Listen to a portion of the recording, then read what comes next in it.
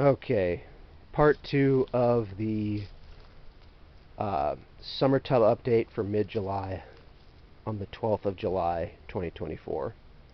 This is the Aphanius Mento tub. Obviously it has gone crazy with algae, but it seems like the algae is just starting to recede. Aside from the algae, it seems like most of the plants are doing okay. The chameleon plant that I kept over winter and then divided this spring is finally really starting to take off. I've got divisions in several tubs, but this is pretty representative of what's going on with it. And the thalia is also doing well, that I overwintered and divided in the spring. Now we'll see if any show up, but I did have one loss in this tub. One of my female Mento jumped out of the water onto the algae, and I found her dead in the morning one day, which is a bummer. But I have seen the other females around in there, so I think they're doing okay. And I don't know if you can see it, but we've got definite fry in this tub. Definite Aphanius Mento reproduction. You know, and again, they're one of my standbys, so I'm more than excited to see that. Yeah. Right now there's not very many up at this, hole in the surface. Oh, there's one right there. But yeah, seems like they're reproducing well, and hopefully I will get a good batch of them for harvest them in the fall. Usually they're not ready to this spring because I have to wait for them to sex out. But yeah, hopefully we'll do better than last year where we had the Mento tubs crass and lost most of the Mento at the very, very end of the season, which was frustrating. The Miyuki tub has gone green water, which sometimes happens.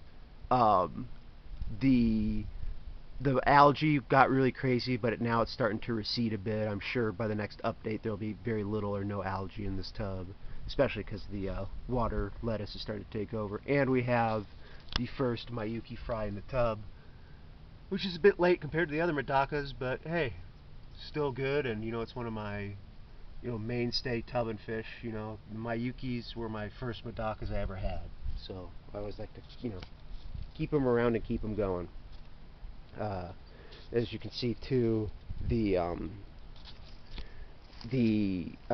sweet flag has really started to get big. It's probably a good 2.5 or 3 foot tall leaves. The squash plant that I was doing as an experiment, not doing so good, just barely hanging on. But glad I did the experiment. Now I know squash does not work so well in tub situation. Okay, the Hikari medaka tub. Again, one of those conundrums. So the Hikaris, Yangife Hikari strain, they did produce for me this year, which is great. And you can see one of their offspring hanging out right over here, right under that water lettuce. Now the problem is, I can only find 2 offspring, and I'm not seeing any more pop up. So it seems like they just produced 2 fry. Now I'm pretty sure that I lost 2 of my breeders, because I only had 4 breeders for this project. I had 1 male and 3 females, so I'm pretty sure I lost 2 of them because I only see 2 of the breeders now. But I still have the male breeder and 1 of the female breeders, so I was hoping that I would get more fry, but it looks like, unless there's a major change in things, I'm only going to get 2 fry out of this tub this year. And actually, there's the 2 breeders right there. I don't know if you could see, the male just darted under the water lettuce, and then the remaining female is hanging out, still visible. So yeah. So I don't know with the Hikaris, because I've had so much trouble. I mean, if you followed what I've been doing over the last few years, it started, I got the Hikaris, I bought them in 2022, and I bought 6 and raised 5 to adulthood, but they were all males, so I couldn't just straight up breed them and produce more of them. So I took some gold medakas. Oh, there's the male. Oh, and he darted back in. So I took some female gold medakas, put them with the male Hikaris and produced F1 crosses. 2023, last year, I took those F1 crosses and bred them back with the male parents, and they were not very productive. And I got a mix of regular fish that were het for the Hikari gene, like that male that I have in the turtle tub, and then only about a half dozen actual Hikaris, one male, and actually not even a half dozen, there was only 5. One male and 4 females. One of those females I used for that project, the Mayuki cross, which didn't do anything, and then the rest I used for this, and the result is just 2 fry for the entire, year so far. Hopefully we get more. I'm not too hopeful at this point. So I don't know if it's because, Hikari is, I'm sorry for shaking the camera. Hikari, is not an easy trait to find in the U.S. hobby. I know it's pretty easy to find in Japan. But you can find all these other things that have, other traits and other strains that have been brought into the U.S. hobby. Makes me wonder, is Hikari a trait that just has really low reproduction, and therefore that's why you don't see them really over here? Anyway, it's something that I guess we'll just have to see how the rest of the season shakes out, but definitely it makes me have a lot of thoughts about where I want to go with the Hikari medakas, and is it worth continuing the project. Over to the Aphadius flaticovii tub, and actually we got one of the males hanging out right here in the algae. You can see his butt end sticking out, his tail and his dorsal fin hanging out in the algae right here of the on the pot of the water bluebell. So the Aphadius flaticovii seem to be doing pretty good. Haven't seen any fry yet, but again with this crazy heat, I have lost in the last couple days 2 of the males. Seems like the females are still there, but I lost 2 of my males. But obviously I've still got males going, which is, good. But yeah, it's just kind of crazy. But I'm hoping to see fry soon. I mean, this is a big tub. Obviously you can see there are more than enough Daphnia. And yeah, here's hoping that that they work. They do their job. Okay. Last tub, the Iliodon tub. Again with this heat, I did lose 1 Iliodon. I believe it was yesterday. But otherwise, it seems like they're doing okay.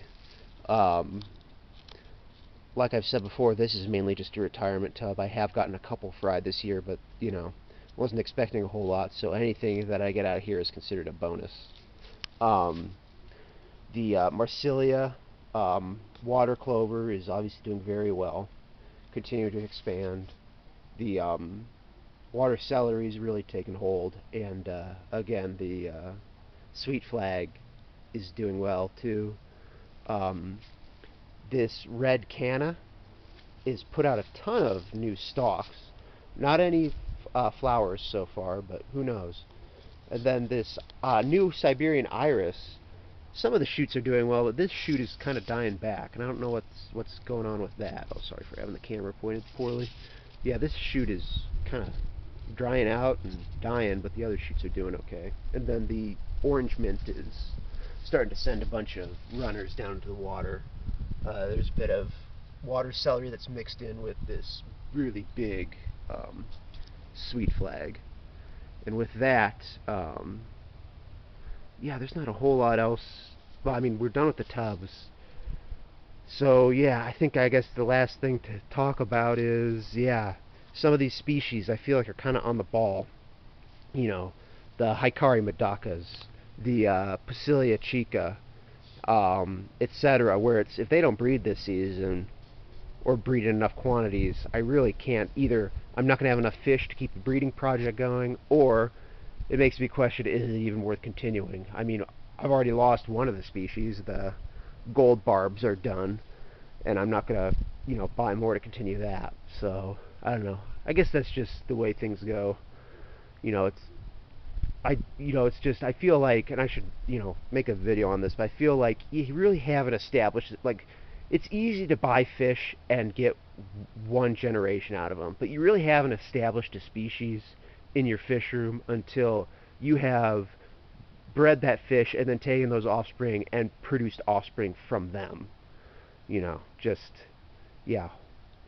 Otherwise, I've just had so many instances where, oh yeah, you get the one batch of fry or whatever when you initially get the fish that you brought in, and then you never get the fish to breed again. You never get the offspring to breed, and then the line just fades out of your fish room.